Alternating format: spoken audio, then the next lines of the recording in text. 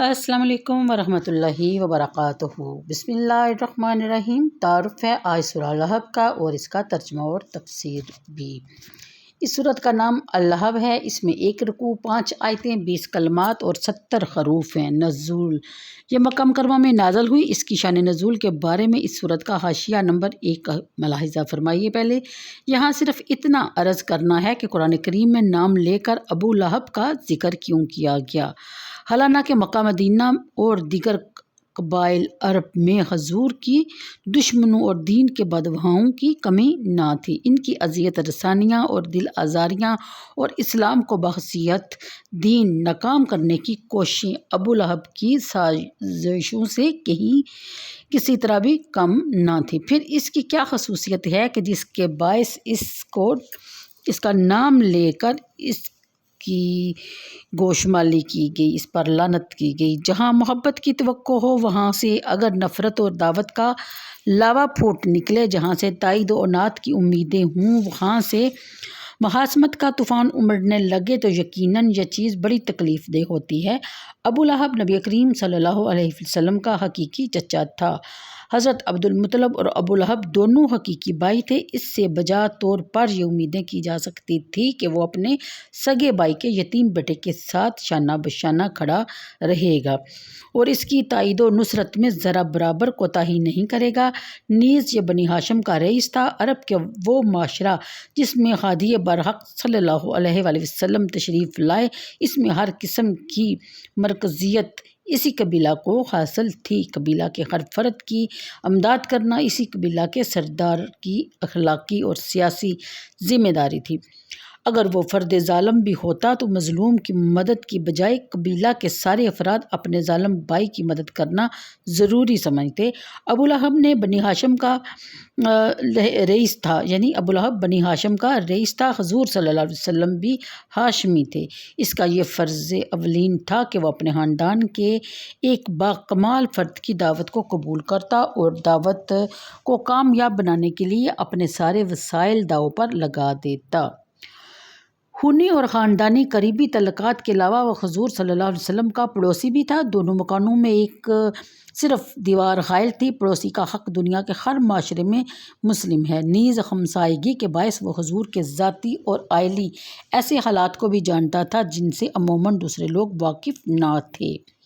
ایسی پاکیزہ زندگی، ایسی منموہنی سیرت، ایسے بیدار کردار کا مشاہدہ وہ شب و روز کرتا اور پھر بھی اس سے معرکہ زیبائی اور رہنائی پر کیچڑ اچھالنے سے باز نہ آتا تھا۔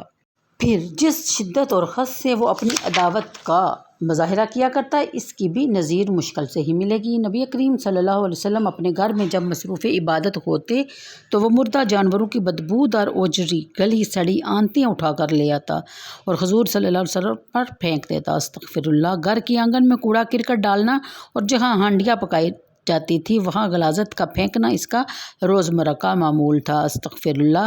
صرف اسی پر بس نہیں، اس کی بدبخت بیوی امارت اور وجاہت کے باوصف خود جنگل میں جاتی اور خاردار ٹہنیاں چنتی، ان کا گٹھا اپنے سر پر اٹھا کر لاتی اور رات کے وقت نبی کریم صلی اللہ علیہ وآلہ وسلم کی راہ میں ڈال دیتی تاکہ آخری شب جب حضور حرم کی طرف تشریف لے جائیں تو آپ کے نرم و نازک پاؤں میں کوئی نہ کوئی کانٹا چبھ ہی جائے۔ استغفر اللہ۔ اعلان نبوت سے پہلے حضور صلی اللہ علیہ وسلم کی 2 صاحبزادیاں اس کے 2 بیٹوں عتبہ اور عتیبیہ کے ساتھ بیاہی گئی تھی۔ جب سرور عالم صلی اللہ علیہ وسلم نے اسلام کی تبلیغ شروع کی تو اس نے اپنے دونوں بیٹوں کو بلایا اور بشگاف الفاظ میں کہا کہ اگر تم ان کو ان کی بیٹیوں کو طلاق نہیں دو گے تو تمہاری اور میری بول چال لین دین آنا جانا قطعاً بند ہو جائے گا، تم میرا منہ بھی نہ دیکھ سکو گے۔ چنانچہ دونوں نے حضور صلی اللہ علیہ وسلم کی صاحبزادیوں کو طلاق دے دی اور عتیبیہ نے اپنے حبس باطن کا کچھ زیادہ ہی مظاہرہ کیا، کہنے لگا والنجم اذا ہوا کہ رب سے کفر کرتا ہوں۔ اس ناپاک نے روئے انوار پر تھوکنے کی جسارت کی جو لوٹ کر اسی کے قبیح منہ پر آ پڑی۔ حضور کی زبان سے نکلا الہی اپنے کتوں میں سے ایک کتا اس ناہجار پر مقرر فرما دے۔ چنانچہ ایک سفر میں ایک شیر نے اسے پھاڑ ڈالا لیکن نہ اس کا ناپاک خون پیا اور نہ اس کے پلید گوشت کو کھایا۔ استغفر اللہ۔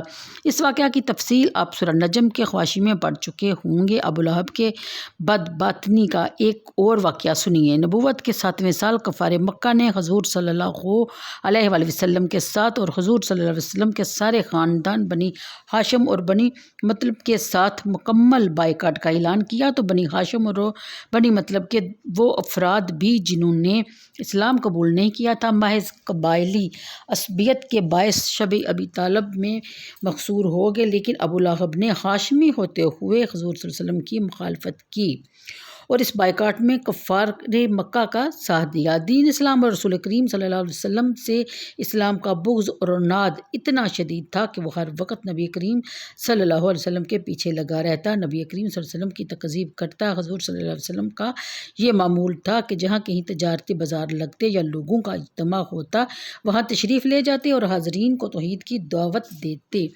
یہ کم بخت ایسے موقع پر پہنچ جاتا اور چلا چلا کر لوگوں کو کہتا ہے، اے لوگو، یہ میرا بھتیجا ہے، یہ دیوانہ ہو گیا ہے، اس کے قریب مت جانا، اس کی بات ہرگز نہ سننا ورنہ گمراہ ہو جاؤ گے۔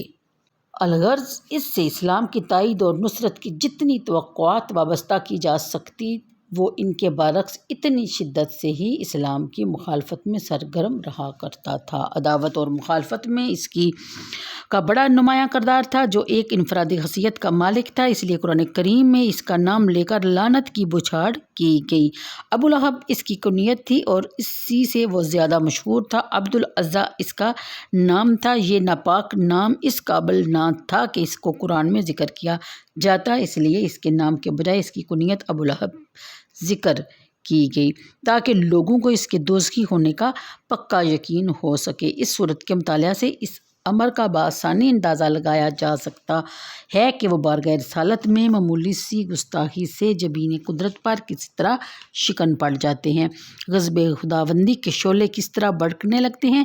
اس بد نصیب نے تو ایک انگلی اٹھا کر اشارہ کیا اور نازیبا الفاظ بکے، اس کے جواب میں رحمت عالم نے تو اسی حلم اور عفو و درگزر کا ثبوت دیا جو آپ کی شایان شان تھا، لیکن غیرت خداوندی جوش میں آ گئی اور تبت یدا ابی لہب فرما کر ہر بے ادب اور ہر گستاخ کو صاف صاف بتا دیا کہ اگر تم سے کوئی ایسا لفظ یا فعل صادر ہو جس سے میرے حبیب کی شان میں بے ادبی کا کوئی پہلو بھی نکلے تو یاد رکھو غضب الہی کی بجلی کوندے گی اور تمہیں جلا کر خاکستر کر دے گی۔